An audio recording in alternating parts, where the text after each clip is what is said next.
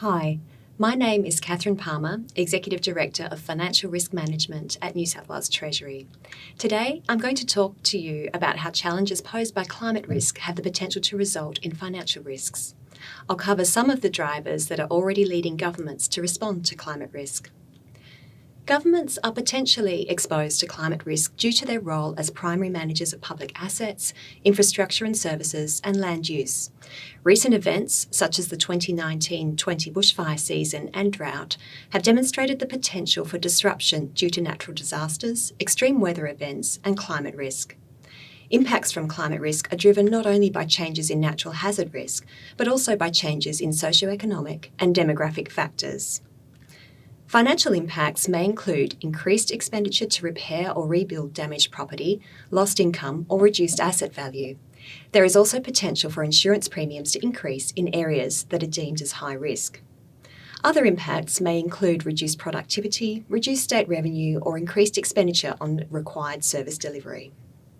In response to our already changing climate, international financial institutions, including credit rating agencies and central banks through the Network for Greening the Financial System, are increasingly considering climate risks as part of their long-term risk assessments. In the wake of the New South Wales bushfires in January 2020, Moody's published an investor note discussing that the long-term impact of climate hazards can impact on credit risk. Moody's noted that New South Wales' diverse economic base provides strong fiscal capacity to manage immediate climate hazards. However, the ratings agency expects New South Wales to face additional capital spending requirements for adapting to climate change and improving resilience to drought and bushfire risk. There have also been signals as to expectations on the public sector coming out of the Hutley opinion, which was updated in March 2019. The Hutley opinion was originally commissioned and released in 2016 and notes that directors who do not properly manage climate risk could be held liable for breaching their legal duty of care and diligence. The 2019 update highlighted that these expectations had increased and that there is a notable alignment in the positions of the Reserve Bank of Australia, RBA, Australian Securities and Investments Commission, ASIC, and the Australian Prudential Regulation Authority, APRA, regarding the potential economic significance of climate change. Given this increasing recognition of a legal duty to consider climate change, we're also seeing an increase in climate-related litigation, including here in Australia. The world's first legal claim concerning climate as a material risk to the sovereign bond market, O'Donnell versus the Commonwealth, was filed on 22 July 2020 in the Federal Court of Australia. This lawsuit is notable for two things. Firstly, that the claim has specifically named senior government officials, and, secondly, it is notable for its key claims, including that the Commonwealth Government has breached its duty of disclosure and has misled and deceived investors by not disclosing climate risks, and, as a result of the alleged disclosure breaches, Commonwealth officials failed to perform their duties to the requisite standard. The case also reflects growing market expectation for organisations to disclose the financial impact of climate-related risks and opportunities. Recommendations from the Task Force on Climate-Related Financial Disclosures, TCFD, an initiative of the Global Financial Stability Board, have been highly influential among investors, industry, and a range of other actors. Globally, the TCFD now has over 1,000 supporters headquartered in 55 countries, spanning the public and private sectors and including organisations such as corporations, national governments, government ministries, central banks, regulators, stock exchanges and credit rating agencies. While there is no agreed standard for governments to follow regarding climate risk disclosure, state governments in Australia are increasingly referring to the TCFD to develop appropriate government risk management and disclosure.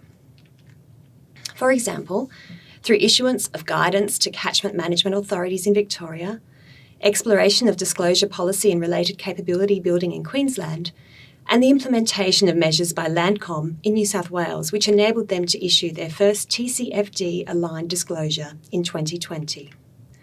Such disclosures will help ensure state governments are positioned to access the growing pool of capital flowing to the global and domestic sustainable finance market.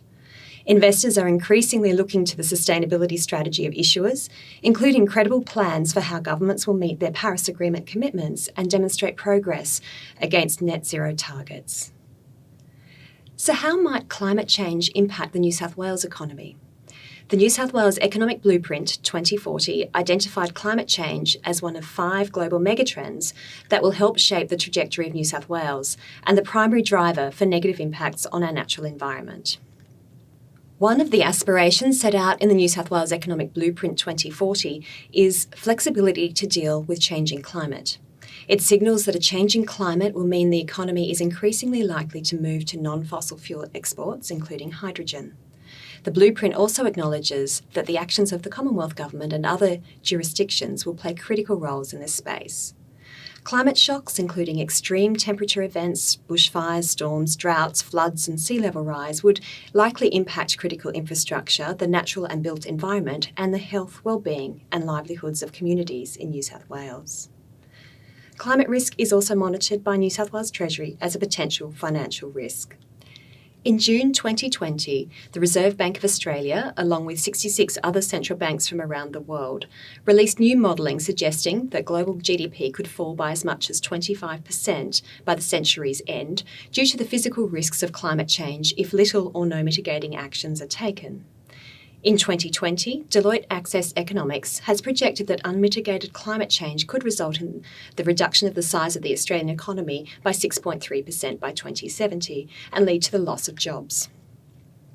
The New South Wales State Government is leading in its consideration of climate risk to our economic and financial future. To better understand our exposure, New South Wales Treasury has also modelled potential economic impacts of climate change up to 2060 under different scenarios, and has also looked at modelling potential impacts of sea level rise, heat and to agricultural production in the absence of policy interventions, with likely increased direct and indirect costs being a likely outcome. Investor and community interest in this sector brings opportunities for state government to progress its sustainability agenda and to attract investment through consideration of sustainability criteria and objectives.